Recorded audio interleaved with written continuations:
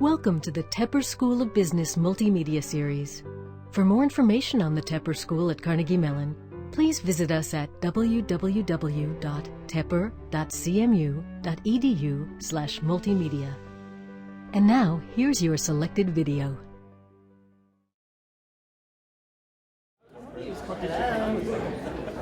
Hi, everybody. My name's Carolyn Hess-Abraham. I'm from the Tepper School Advancement Team, and thank you all very much for spending your weekend with us. We're thrilled to have so many alumni back, and we're particularly thrilled to have a full house when it is such a beautiful day out, so you're in for a treat. I'll just say that. It's my pleasure to introduce Chris Olivola. He's one of our newer faculty members who's already had a huge impact. If you Google him, you'll see his papers published all over the place. I noticed a few. He was interviewed. He does a lot of research on fundraising, and he was interviewed after that big ice bucket challenge last summer. He had comments on why that was so successful for the people raising money for ALS, which was of interest to me, of course. He's published an interesting study on why Republicans, not why, but the fact that Republicans prefer Republican-looking candidates, whether they're actually Republican or not. So I think he's going to talk about first impressions and face. He's on our marketing faculty, but he's got, as you can hear, a very broad range of interests, including behavioral economics. He did his undergraduate degree from the University of Chicago, got his PhD from Princeton, and he's won a couple prizes. I'm going to need a paper for this. He has won the Society for Judgment and Decision Making's 2012 Hillel Einhorn Award, and he was a finalist for the Lloyd Science of Risk Prize and in 2010, and he also got the Princeton University Merit Prize. So it's my pleasure to introduce Chris Olivola.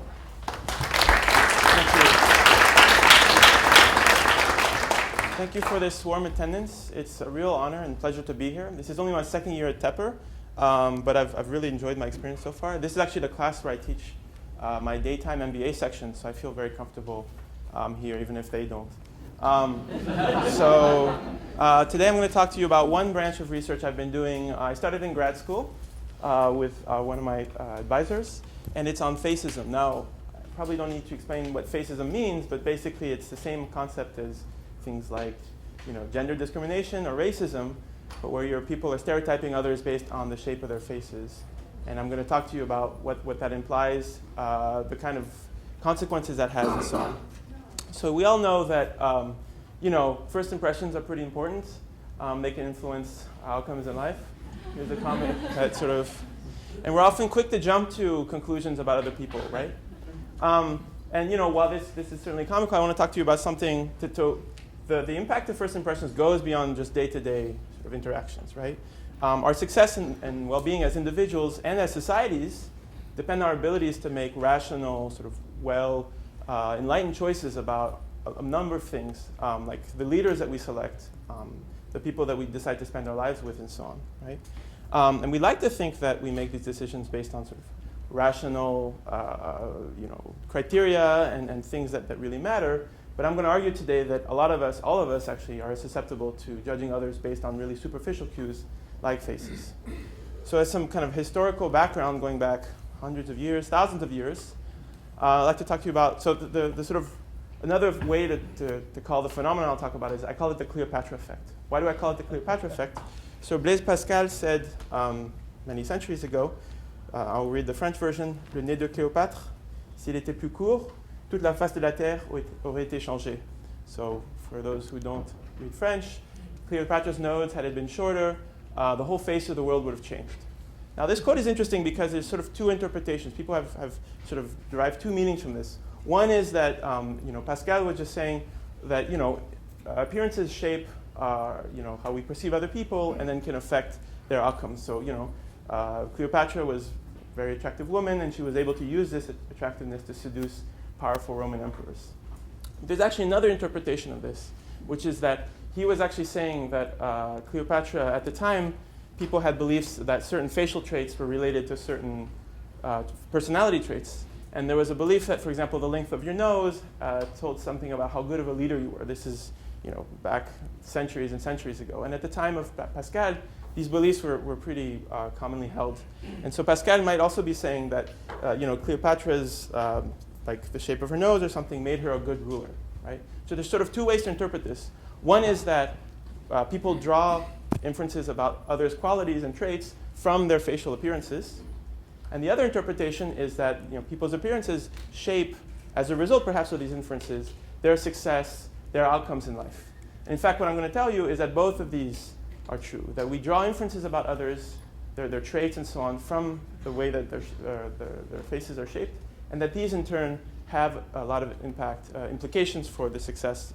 So my success as an individual is determined to some extent, who knows exactly how much, but to some extent by the shape of my face and so on, things I can't control. So why would we be influenced by faces? Well, we are really social animals, and we have to navigate through a really complex social world, right? And to do that properly, we have to kind of take into account a lot of different social cues. There's so much information about people out there and so on. And it's such a rich sort of set of information that we have to deal with, we can't really process all of it, right? So what we do is we focus on the things that we're really sort of well designed to deal with, right? Let me illustrate an example. Say that you're considering a job candidate, and you imagine there's sort of two pieces of information you can receive about the person. One might be their photo, right? So if you take a look at this person, within less than a second, you already know this person's gender, you have an idea about ethnicity, maybe a rough idea of age, and so on, okay? Now think about how long, right? This literally takes you a few hundred milliseconds to process all that information. Now compare that with how long it takes you to process this information. Let's say if you're looking at their CV, right? I assume most of you find that this is much easier and faster to process than this, right? And that's exactly the issue here, is that our brain is beautifully designed to process faces. It's not so well designed to process long CVs or resumes, okay? So the implication is these trait inferences about others from their appearances occur, we know from research that they occur spontaneously. It's something that we can't really help. I can't look at someone and block out my impressions. It sort of happens automatically. And they're very rapid. And so as a result, there's not a lot of time for more deliberate processes to kick in and say, like, wait a minute, let me not even go there, right? So we see a person, we automatically draw an inference, we automatically draw an impression of that person. And then we can come back and our sort of more rational side can come in and say, wait, let's put on the brakes, but it doesn't always do that. Or the other problem is, even if it does that, the impressions that we draw from people based on more rational things are already colored by what our impressions from how they look. And so that could influence things. So basically what I'm going to do in this talk, the largest part of the talk, I want to talk about, present you evidence from research I've done looking at the impact of how faces shape people's choices. Let me start with a pretty important decision, selecting our political leaders, okay? So when we're choosing our political leaders, what do we care about, right? We want political leaders who are intelligent, and we want political leaders with high cognitive ability, of course. Leaders with experience. We might select political leaders based on what they've done in the past. We want to look at their voting records, right? We want to make sure we vote for people who are going to, based on what they've done in the past, we expect they'll do the things that we want in the future. And of course, there's political party, which is a very sensible sort of tactic, right? Is to select a person based on the political party. If one political party rather than another is closer to your set of beliefs, and you have a candidate who belongs to that party, you can infer, and it makes sense that this person is going to share those beliefs to a larger extent. But what about appearances? Right? Does it make sense for us to select politicians based on appearances? I think most people here would agree no. But I'm going to show you evidence that, in fact, that people do vote for politicians based purely on their appearances. And also, just to clarify one thing, when I talk about appearances in this talk, I'm not going to talk about attractiveness. I'm going to mention in a few occasions, but I'm actually going to talk about the kind of inferences we draw about a person's abilities and traits from their faces. So let me illustrate. In a typical study that I've done and others have done, we might show people a pair of politicians and ask them which of these two guys looks more competent. What do you guys think? Who thinks the person on the left looks more competent than the person on the right? Okay, who thinks the person on the right looks more competent? Okay. What about here? Who thinks the person on the right looks more competent? Who thinks the person on the left looks more competent? Okay. What about here? Who thinks the person on the right looks more competent? Who thinks the person on the left looks more competent? Okay. Here? Person on the left looks more competent. Who thinks the person on the right looks more competent? You say it's a tie? And then finally, this one? Who thinks the person on the right looks more competent? Don't laugh at them. It's not their fault. They didn't choose their faces, right? Now, what you guys see is there's actually a lot of agreement for a lot of these faces. It's not like you guys are split. It's not like you're saying, well, I don't know. I mean, maybe you feel like you're saying you don't know, but most of you seem to be agreeing for each of these pairs of faces which person looks more competent. Now, here's the neat and somewhat scary thing. If I look at the relationship between how competent, so by the way, these are all pictures of rival candidates from elections for governor and Senate and so on in past elections in the US. If I look at the relationship between how competent a person looks relative to the rival and their vote share, this is what it looks like. Okay? So you can see for all three sort of major US elections other than president, and I can't do president because the people recognize the candidates, right? So it doesn't make sense. What you see is a strong positive relationship. The more competent a candidate looks relative to his or her rival, the larger the vote share they receive in these elections. And these are real election data. This is not me in the lab asking people who would you vote for. I've done those studies as well. I'm showing you real data, the relationship between what our participants tell us, what people like you tell us about who looks more competent, and the actual vote shares in real elections. You see it in the Senate, in the gubernatorial elections, and the House of Representatives. Interestingly, the relationship is stronger for Senate elections and gubernatorial elections than for House of Representative elections. Anyone guess why? Anyone have any idea why? Yeah. Maybe because House of Representatives, each person represents a small constituency, so the voters get more actual information about the candidates. That's a great guess, and I think that could be part of it. But I'm thinking about something else. It has to do with the fact that it's small. Yeah. Statewide. It's like I mean it's kind of local, statewide. But this is not statewide. Gerrymandering. No.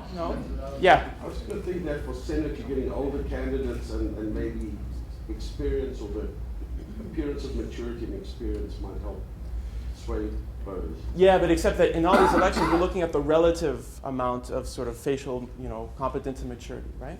It's a small subset, and you're more likely to match. You're more likely to vote for the person who looks like you, and that'll matter more locally. So there is evidence that that's the case. The key difference is that House of Representative elections, by virtue of being smaller, gets less television exposure.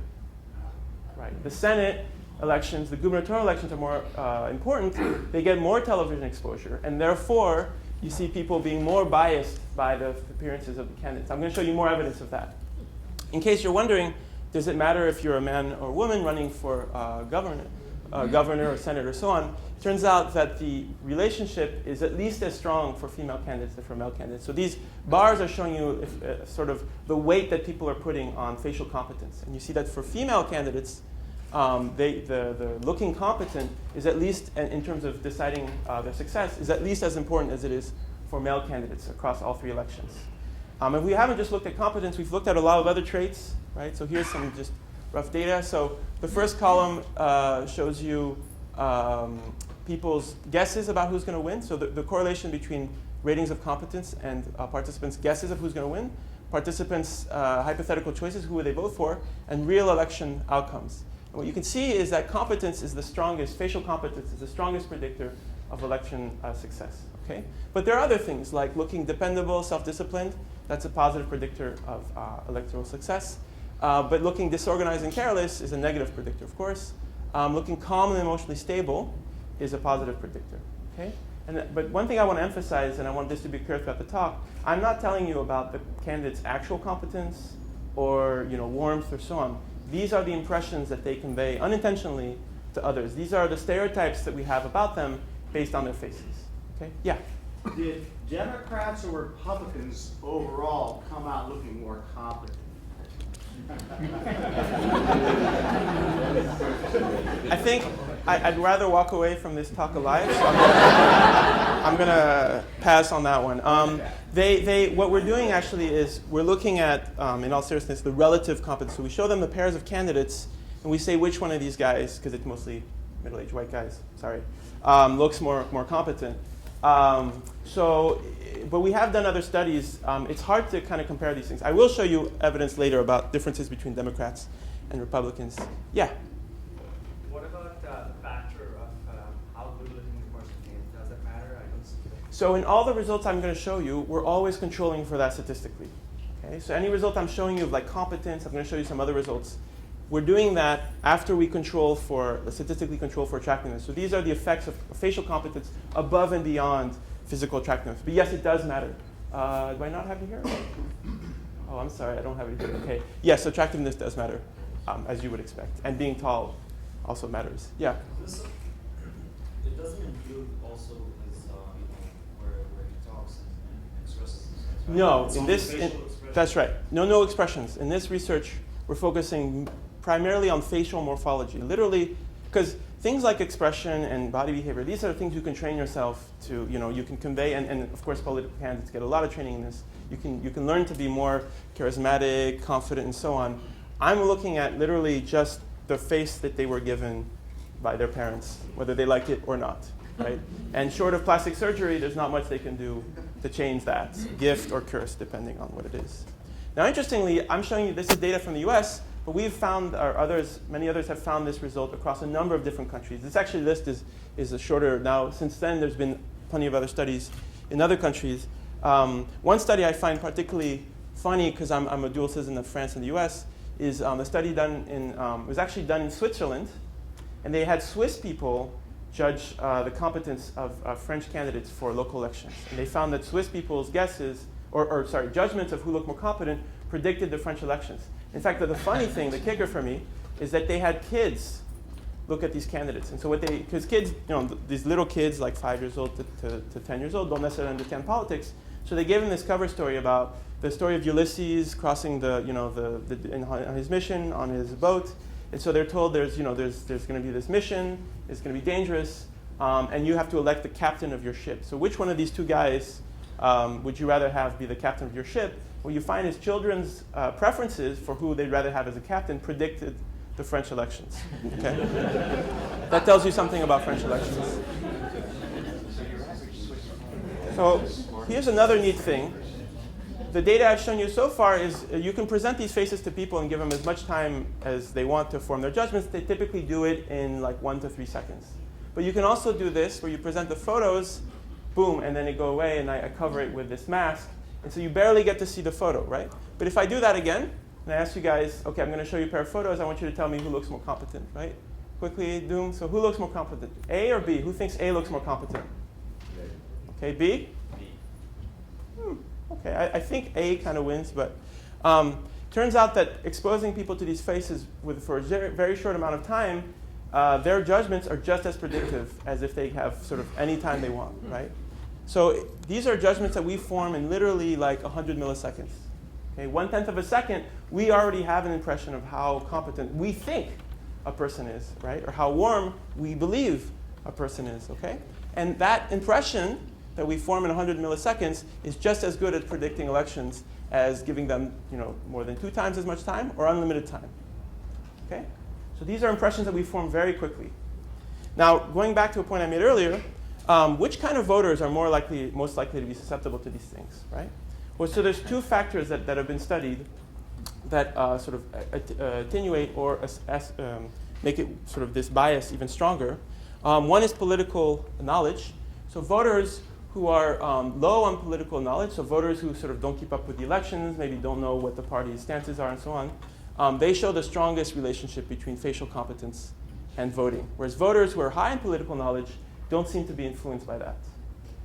Moreover, if voters have low political knowledge and they're exposed to a lot of their approach to the candidates on TV, they show the strongest effect, right? So voters who have lots of television and low knowledge are the ones who are really going to show the strongest effect, for the reasons I told you about, right? They're the ones who are they don't have much background information. All they have to rely on are, the little they have plus appearances, and they see the candidates on TV a lot. So they're really exposed to these guys, okay? Whereas voters who, even if they're low knowledge but low TV, you can see that this regression line is not as strong, right?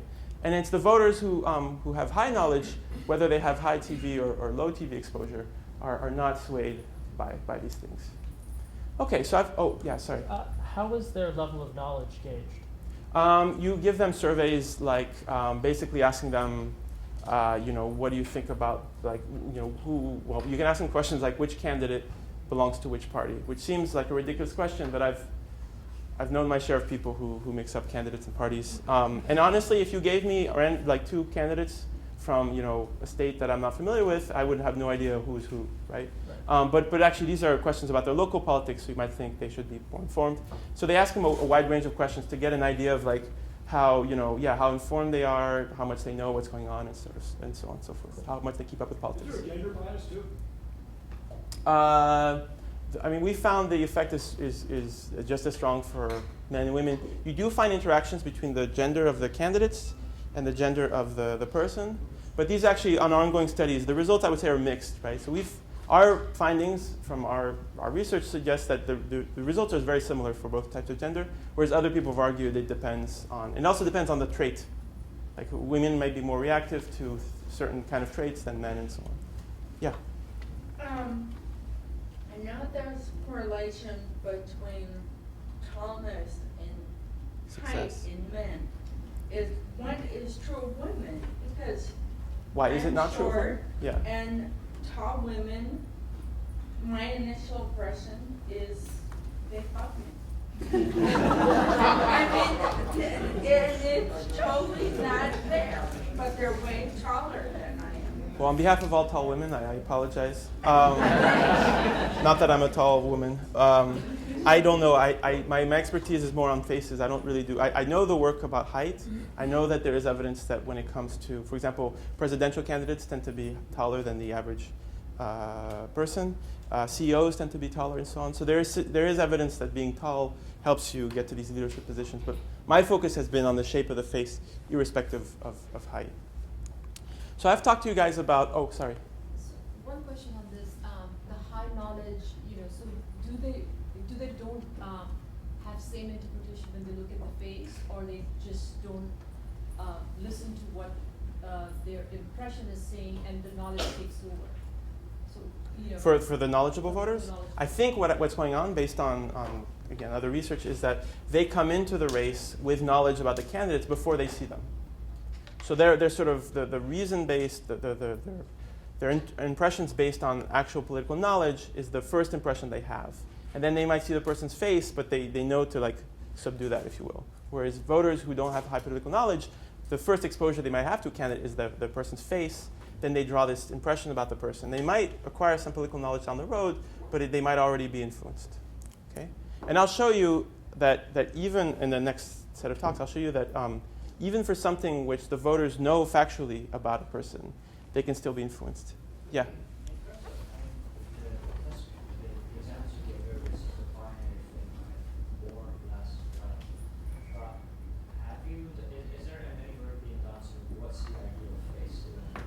I'm going to talk about that. I'm going to talk about that towards the end of my talk. I'll get back to that. Okay, we've done some work on that as well.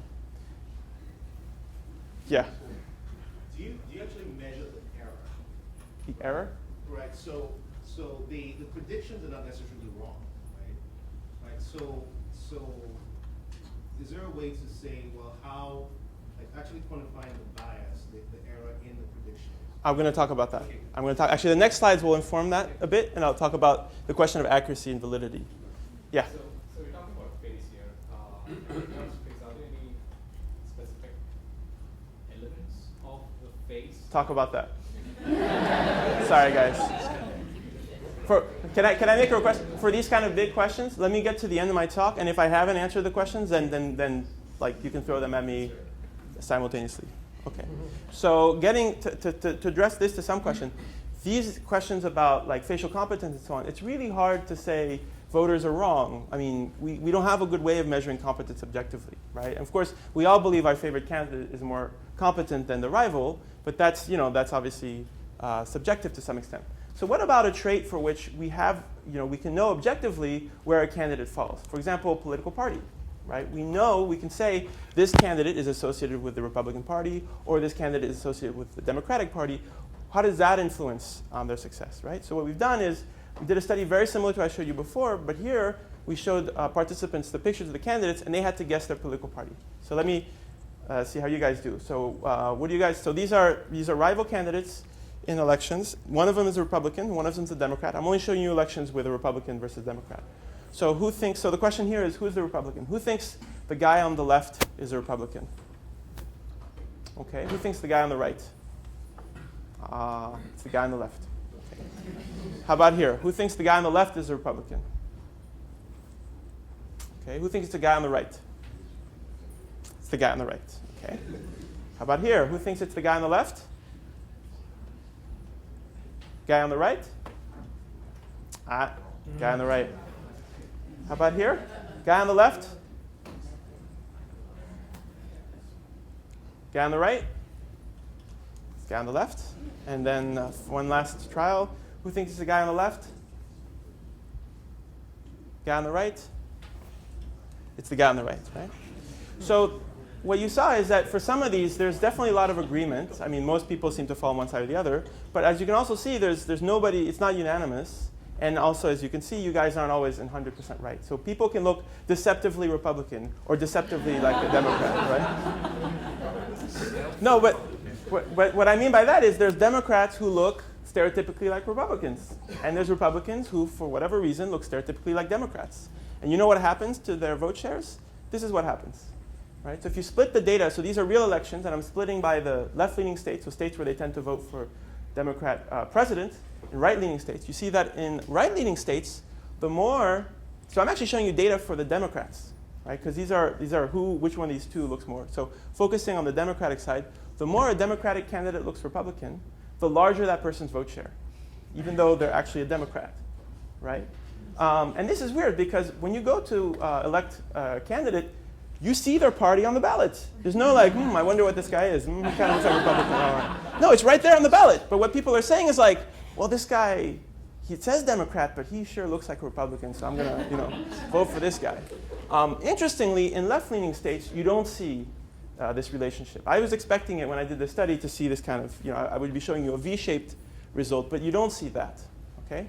Now you might be wondering, well, there's other things going on. I mean, when people are guessing political party, they could use gender, ethnicity. Turns out that if you control for these things, you get the same effect, right? So if you only look at Caucasian male rivals and you control for their age difference statistically, you still get a significant effect. Whereas in, again, the left-leaning states, it's gone. In fact, the Democrats, those people in the left-leaning states, they tend to be voting, they seem to be voting based on ethnicity and gender. Right? So that when you control it statistically, that effect goes away. Okay?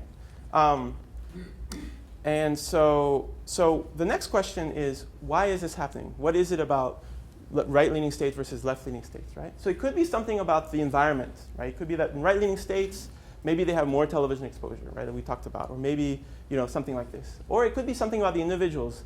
Republican voters differ somehow from Democratic voters in their use of this particular type of facial bias, okay?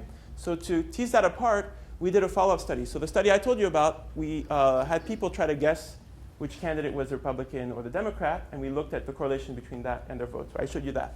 We did a follow-up study where we showed people the same pictures, and again, in all these studies, we're just showing them the pictures.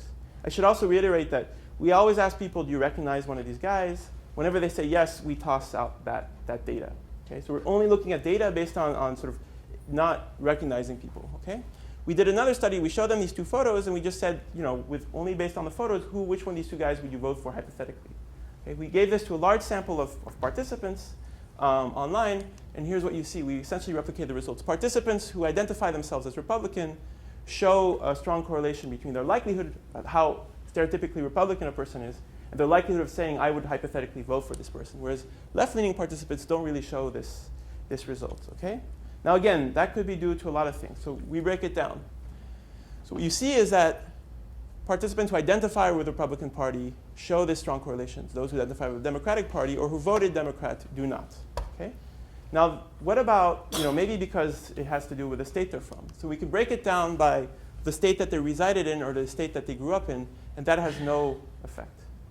Okay? So it's not about the state. So if you take, let's say, so actually let me break it down here. If you look at Democrat participants who are Democrat, whether they grew up in a left-leaning state, or right-leaning state, they don't show the effect. Whether they reside in a left-leaning state or right-leaning state, they don't show this tendency. Whereas Republican participants, they show the tendency regardless of which state they grew up in or resided in. Okay? Now, before the Democrats in the room snicker at the Republicans, ha ha ha, you guys are so superficial, I can tell you that when it comes to other traits, competence, warmth, this kind of stuff, both Democrats and Republicans show this tendency to prefer candidates who look more competent, warmth, and so on.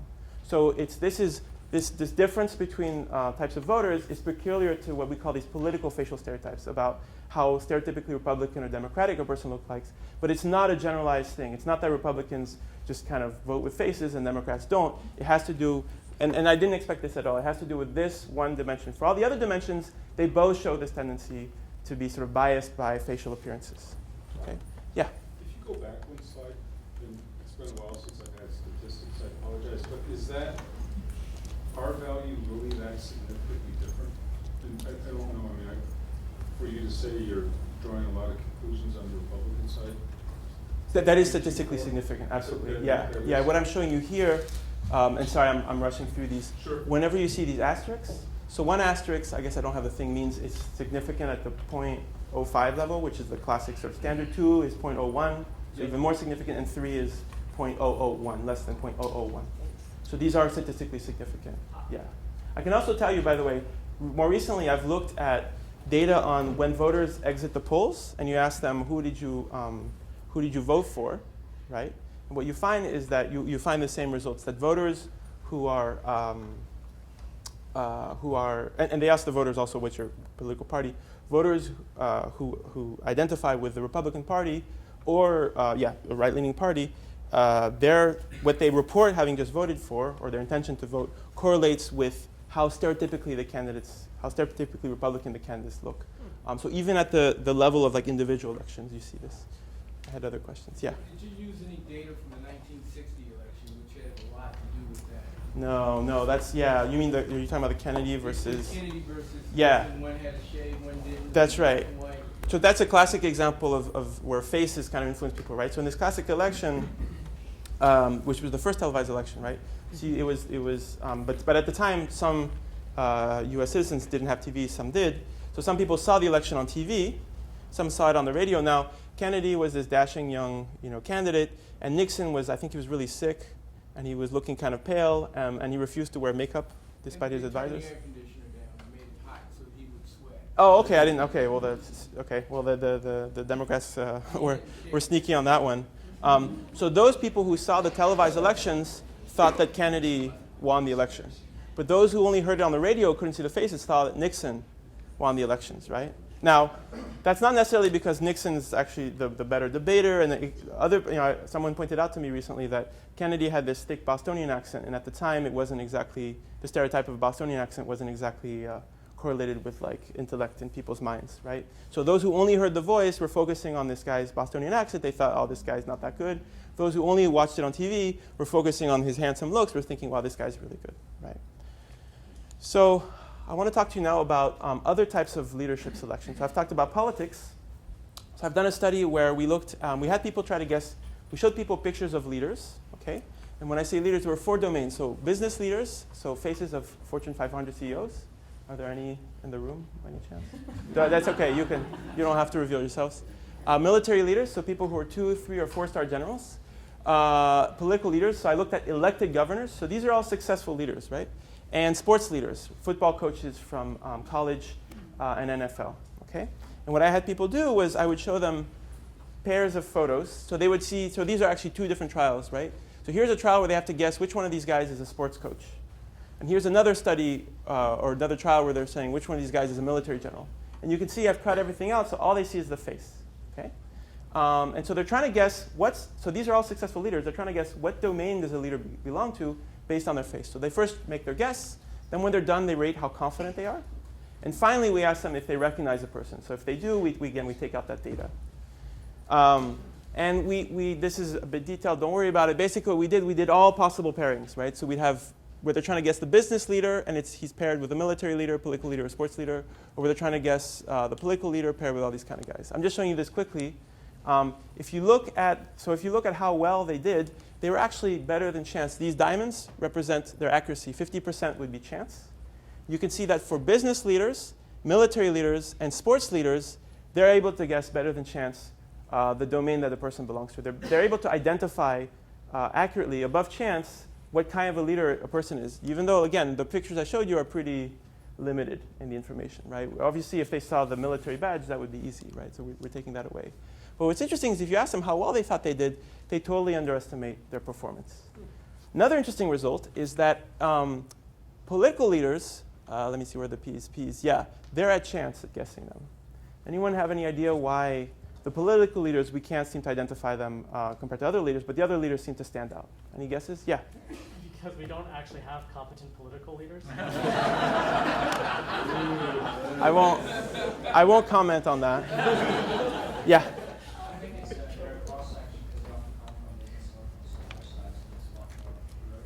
Yeah, that's definitely a possibility. I've something else in mind. There's something unique about the selection process, right? So political leaders are selected by a wide and diverse, they're supposed to be democratically elected, so they're selected by a wide, diverse population. These are governors, so an entire state of people with varying political views and ethnicities and cultures are selecting them. So they may not have, the entire state of people may not converge on a particular stereotype or not as much. Whereas with the other types of leaders, military leaders, CEOs, and sports leaders, these are people who are largely selected. It's not a democratic process. I mean, they don't ask the population, who would you like to run your local football team, right? It's sort of internally decided by a group of individuals who may have a much more uniform view about what a leader looks like, right? So I would argue that what this evidence is showing is that we are selecting our leaders to some extent by how they look, right? And we want leaders who look kind of like, we want our military leaders to look stereotypically like military leaders. We want our business leaders to look like stereotypically like business leaders. Now you might wonder, what does it mean to look stereotypically like a business leader? So what we did is after we did this study where they were trying to guess leadership, we had the faces rated on a bunch of different personality traits, okay? And then we split the leaders into two groups. Those who were most accurately recognized, so those military leaders, for example, who look really stereotypically like military leaders, versus the military leaders who look the least like military leaders. And we compared how they look in terms of the personalities that they convey to people. So let me show you this data piece by piece. So with business leaders, what you see is business leaders people have this stereotype that they look very competent. I'm sure you guys all agree. And that they look maybe less warm, okay? So those who are look stereotypically like business leaders are high in facial competence and about average in warmth. Military leaders, people have this stereotype that they look very masculine and mature, but also that they are not very warm looking and also not very attractive. And again, these are just stereotypes. These are not objective indications of their ability. Political leaders, people tend to believe they look very competent, I guess, despite what we like or believe, and maybe not so masculine and mature, again, compared to the other leaders. And then sports leaders, people have this stereotype that they're very, I guess that they're average, I guess, on all these kind of things, okay? Interestingly, if you look at, for one thing I did when I got this data, I looked at the relationship, is it a good thing for a politician to look stereotypically like a politician? Any guesses? What do you guys think? Do you think it's good to look like a politician? No? Okay. Turns out it depends on your political party. If you're Republican, it doesn't matter. If you're Democrat, looking like a politician is bad news. Okay? Now what about looking like a stereotypical CEO? Is that good for your company or bad for your company? What do you guys think? That's right. There's a slight relationship between how likely people were to guess the person was a CEO, so how stereotypically they look like a CEO, and the profit to revenue change year to year in their company. Yeah? I'm not sure if I read the previous chart correctly, but it looks like negative effects are much stronger for the effect. No, the previous one. This one? No, the one with the business leaders, political leaders. So you're talking about this? Yeah, on the low side, it seemed like the range is much, for instance, on the second one to the right. Second one to the right, huh? The military leaders, you mean? Yeah. Sports leaders, yeah? Yeah, is there any particular reason why that suddenly blows out like that? It has to do with how they're perceived relative to others, right? So sports leaders who look typically like sports leaders, and although those who don't look typically, they're both judged to be masculine and mature looking, right? Whereas sports leaders who really are sort of counter-stereotypic are low, they're judged to be less attractive, less warm. But those who are stereotypically like sports leaders, they're not really, they're sort of average. Okay, now on to maybe a more fun topic, I think all these topics are fun. We can look at how do appearances shape your success if you're looking for, In scientific terms, we say mate selection, but the word for that is just dating. Okay, it's just. So again, I'm not going to talk. So we know that looking attractive obviously is going to help your chances if you're looking for a date. But I'm going to look at these other traits. Okay, and in particular, I'm going to focus on some data we got from a large online dating site. It's one of the big ones. I can't say which ones. So this is data from 10 years ago, and we got data from about like 600 users. Okay, and we took their pictures from their profiles, and we had them rated by a bunch of undergrads who were sort of blind. They didn't know these people, right? And they rated them on a bunch of different traits, okay? We also had all this information that they put in their profiles, so we could control for that statistically, okay? Just to give you some interesting, so we're looking at two variables, okay? One is the number of users who contact the person. That's one measure of success in online dating. Another more, maybe like the next step, is the number of users who send you an email with like contact information or keywords like dinner, date. So we didn't actually get that data, but the company sort of coded that data for us. So we knew if a person was getting just a generic contact information or one of these keywords, but we didn't know exactly which keyword it was.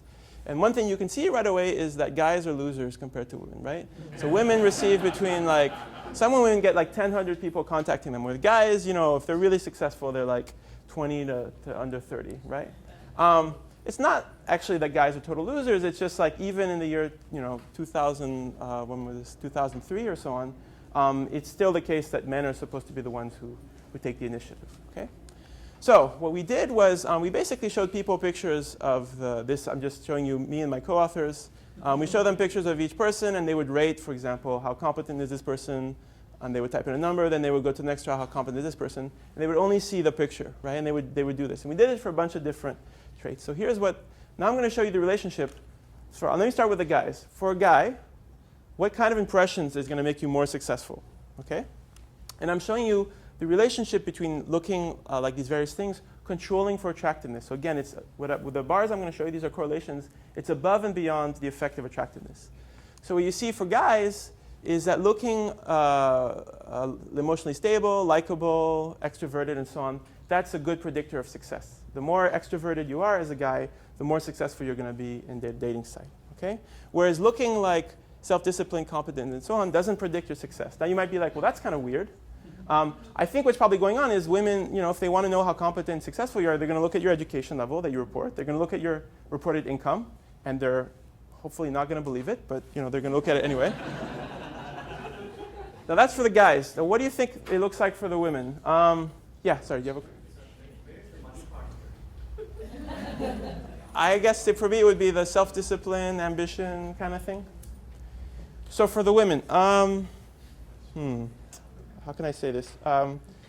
You guys know that episode of Sex and the City where Miranda goes on speed dating, tries to meet a guy, and when she tells him she's a corporate lawyer, she gets nobody, but when she tells him she's like an airline hostess, suddenly she gets all these guys? Yeah, it's kind of like that. I'm sad to say. Don't shoot the messenger. Don't shoot the messenger. Okay? Basically, I'm sad to say that, yeah.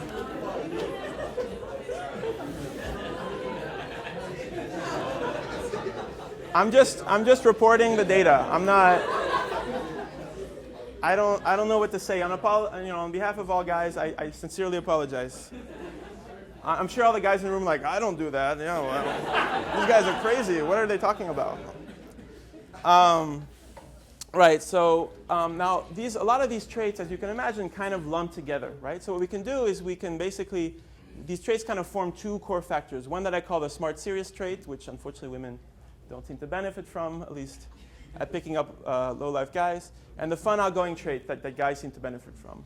And this promiscuity variable kind of lumps negatively onto the smart serious one, obviously, and positively on the fun outgoing one, seriously. So what I'm going to look at is kind of looking at these two variables as a whole, how that predicts success. Okay? So what I can do is I can regress the number of people who contacted him on their measure of smart serious kind of impression, fun outgoing impression. You see that for men, looking fun outgoing, like each standard deviation increase in how fun outgoing it looks predicts more than 200% increase in your odds of having someone contact you. For women, looking smart serious, well, decreases your odds by 31%. This is the data for just people contacting you, whether or not there's something in their email. If I look at this second measure, the one about sending you kind of keywords, you see that, again, physical attractiveness obviously predicts successfully.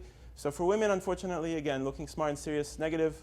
Now one fun or mean thing I can do is I can actually see what is this equivalent to. So a 1 standard deviation increase in looking fun and outgoing for a guy is equivalent to them growing 7.5 inches.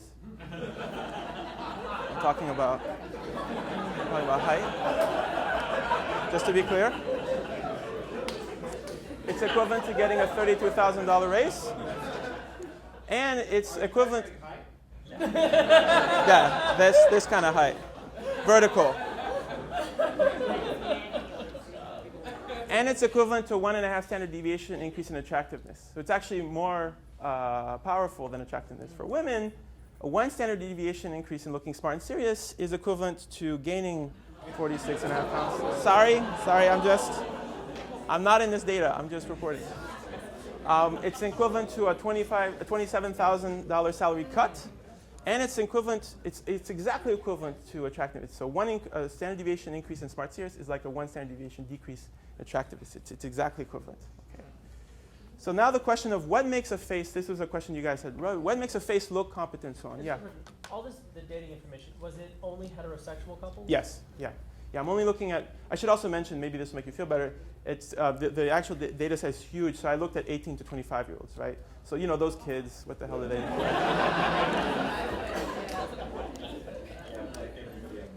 I've also done this with a speed dating event, and you get similar results. Okay, so what makes a face look competent, or dominant, or extroverted, trustworthy, and so on, right? That's a really tough question to answer, at least at the face, no pun intended, I guess, because the face is an extremely complicated stimulus, right? There's so many aspects to it. And yet we're so good, like I said, in less than a second, we can look at a face and draw all these kind of inferences, make all these judgments, some objective, some subjective. So one way we've found a way, one way we've tackled this is using facial computer software. So there's been really exciting advances in the ability to sort of model faces in a very precise quantitative way, right?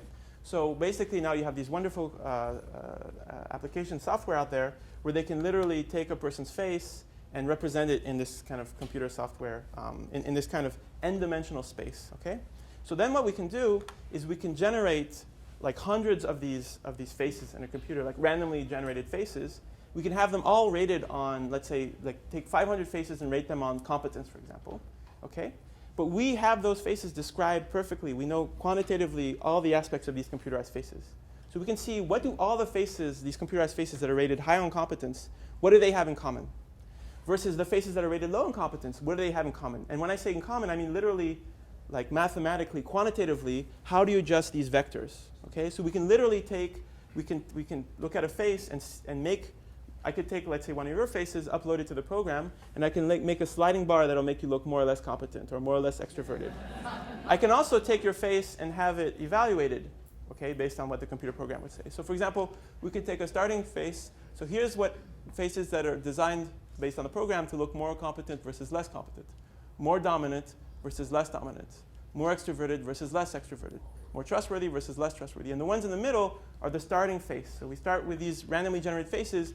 When having built this computer program, we can use a slider that makes people look more or less competent, dominant, and so on. Okay? And then we can see how these things correlate with other impressions. So if I look at the question of, let's say, competence, so here's 4 sets of faces. So this is the one in the middle is 0 standard deviation, sort of average the standard starting point.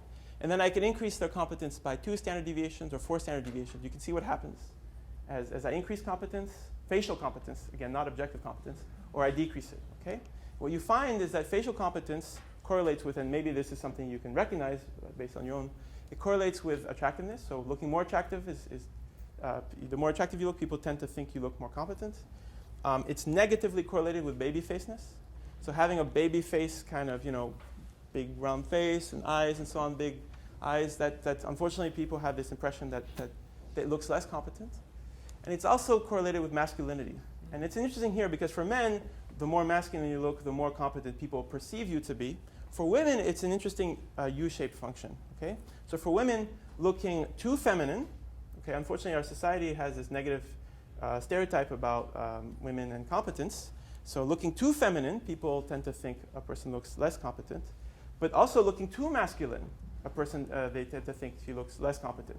So you want to have a sort of, there's a sweet spot, middle level of masculinity if you want to look competent. But again, let me stress, this is not actual competence. This is people's impressions. This is our society's stereotypes. Another fun thing we can do is, take a person's face and then shave it off the head, and there you go. You can make a computerized version of the face, okay, as I mentioned before. So I can take a person like, do you guys recognize this person? It's our very own Mike trick. I can create a computerized version of Mike. And then, because I have all this vector information, I can actually get data without having people rate it on the kind of impressions that Mike gives. So Mike has a face that looks very extroverted, that looks not frightening, fortunately, that looks very trustworthy, and that looks competent. Okay? So the last part I want to get to is the question of accuracy and validity. Yeah? Is there an app for that? I don't know if I should say yes. I don't know. I'm worried about people running home and being like, what do I look like? But if you talk to me afterwards, I can let you know how you can get your own. Also, this is fun if you play like computer games and you want your avatar to look like you. If you're like the ultimate narcissist, you want like your face running around shooting people or cutting them or whatever. This is also fun. Okay. So are these impressions? So I've shown you, hopefully convinced you that people's faces influence their outcomes, right? That the way others look influence our judgments of them and then the decisions that we make. And this would be okay if our inferences were accurate. But is that the case? Is it in fact the case that a person who looks competent is actually competent? Is it the case that a person who looks extroverted is actually extroverted? So that's a tough question to answer because competence and extroverted, we don't have any good objective criteria. I mean, we can come up with ideas, but it's, people are going to disagree about how to measure competence and so on and so forth. But we can look at objective things, like I showed you political party. I'm going to show you some other things. We can show people pictures of faces and then have them try to guess facts about the person. Okay? Now, what's interesting, if you ask people, do you think you can infer other people's characteristics by reading their faces? You see that in a large sample, nearly half of people say, absolutely, yes, I can. Princeton students seem to be very confident about this. I don't know why. They should be ashamed of themselves. But people have, generally speaking, a surprising number of people have this view that they can read other people's faces. And if you ask them, do you think you can read a politician's characteristics by reading their face? Again, about half the people say that they can. Yeah. But are they being instructed to understand that you're not asking about their facial expressions? Yes. Okay. Yeah.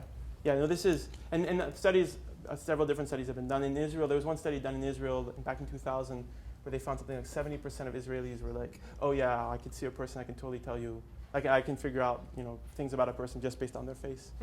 But yeah, no, we've done this several different ways. So how do we look at the question of accuracy? So as I said, what we're going to do is, actually when I was at Princeton, there was some number of undergrads who for their final project in one of their computer science classes designed a website called What's My Image? So have you guys heard of Hot or Not? Yes. Right. I can see an age gap. They're like, younger people are like, yeah! The older people are like, what? They're like, you narcissistic young people, what? So it's kind of like the concept of Hot or Not, except the way it works here is you upload your face, if you want, onto this website, and then you provide facts about yourself. And others will come to the website, see your face, and try to guess things about you, okay? And they're going to guess, and so for example, if you have a picture of me back in the day in grad school, and you might guess, does this person drink? Okay, what do you guys think? I don't mean water, obviously, I mean alcohol. Who thinks I drink? Yes. Who thinks I do not drink? Thank you. You're wrong, I don't drink. But statistically speaking, you're right. You should guess that I drink, right, given the majority, right? So after you see this photo, you guess this about a person, and then you go on to the next phase. This is one of my co-authors. Do you think this person uses drugs? I can forgive you for thinking. I can forgive you for thinking that they do. I'm pretty sure Paul doesn't use drugs. The other interesting thing is so you after you make your guess, you find out from the previous photo the true answer and what other people guess. So there's an ability. So when people doing this over several trials have this ability to kind of learn about the truth, right? To kind of get an idea of the base rates. Okay. Okay, so what's neat about this website is, whereas when I do a lab study, I have to pay people, and I can at most get a few hundred people. Okay, here they launched the website. Within a year, we had over 1 million judgments, right, from almost 1,000 people's faces. So it was a great source of data. So they asked. I didn't come up with these questions. These are these immature undergrads who think they can read faces who came up with these questions. Things like, these are the ones they find funny. Sexual orientation, drugs. Is this person a virgin? You get it, right? I mean. If any of you have undergrad kids, maybe you know what I'm talking about. So you can see that what you're seeing here is the most common answer in most cases, right? So it reflects sort of the population average. So how should they go about this? So let me use the example of sexual orientation because I think this makes it the clearest. If I see a person and I'm not entirely sure about their sexual orientation, what should I guess? Heterosexual. For the same reason when I asked you if I drink, you guessed yes. I think that was the right guess. Right? There's no reason for you to assume I don't drink. Statistically speaking, and especially in the US, even more so in England, but that's another story, people drink, right? I spent 4 years in England before I came here. That's why so in the case of heterosexual or sexual orientation, it's the same thing, right? It's in our data set, it's about 90% of people self-report being heterosexual, and that fits roughly the population distribution, right? So what people should be doing is they should basically be saying heterosexual, heterosexual, heterosexual for this question, unless they have really strong evidence against it. Like the person says, I love being gay or something, whatever. But literally they would have to have, because it's 90% the base rate, they should be more than 90% confident if they're going to say the person is bisexual or gay. And so what you expect is they should be 90% accurate. But instead what you see, for example, so these gray bars in the middle are their actual accuracy on the website. They're more like 60% accurate. Okay? Even though they should have reached at least 90% accuracy. Okay? And what these black bars show you, these are people that we approached, and we just asked them, without showing them any pictures, imagine you met someone, you knew nothing about them. Would you guess that they're heterosexual, bisexual, or gay, right? And people recognize that most people are heterosexual, right? So what's it showing you? In the previous studies, I showed you that with faces, people are better than chance. But what this data is showing you is that even though we're better than chance when we have no other information in guessing things about people, faces actually make us worse off than we'd be if we didn't have them. Why? Because when we have faces, we over-rely on them. So we see a person who looks kind of ambiguously, maybe like our stereotype of what a gay person looks like, and rather than thinking, wait a minute, the base rates are 90%, I really shouldn't say homosexual unless I'm really sure, we tend to be like, this guy kind of looks gay, boom, gay, right? And then we're down to 60% accuracy. That's what happens. That's what because we're so confident in our impressions that we rely on faces too much and we ignore things like the base rates, right? And you can see that as the base rates, so the line with this kind of gray-white line, that's the dominant base rate. That's what their accuracy should be. You can see as it gets closer to 50%, so we're talking about a category like, for something like, let's say long-term relationships. Have you ever been in a long-term relationship? About 50% of people are yes, 50% of people no. Those are situations where you can see sometimes, like a college degree, where most of the people in our sample didn't have a college degree yet. That's the one of the few categories where people were better than on the website than they would be in the base rate. But as soon as the base rates go more than 50%, what you see are people doing not so well. Why? Because they're over-relying on faces. Okay. We did the same with politicians, guessing political party. Let me just skip this. Well, basically what you see is that when you're looking at their accuracy across all elections, they're quite good. But if you narrow it down to just the white guys and you control for age, they're barely above in chance. Now here's the last thing I'm going to say. People are relying on faces. Why? Because they're quite confident. But is there any relationship between how good you think you are at relying on faces and how actually good you are? So if you look at the relationship, for example, when they're guessing political party, between how accurate they think they're going to be before they do the study and how accurate they actually are, this is the relationship. There is none. Now you can ask them after the study, okay, now you've gone through the study, so maybe you realize it's harder than you thought. How well do you think you did versus how well you did? Nothing. Okay? Now you can also look within each trial, how confident are you that on this particular case, this guy is, you know for sure that you picked the Republican or the Democrat, right? What's the relationship there? Nothing. So people have no clue how good or bad they are at doing this. And yet they go about doing it all the time. And you know what? Let me leave it at that. Thank you.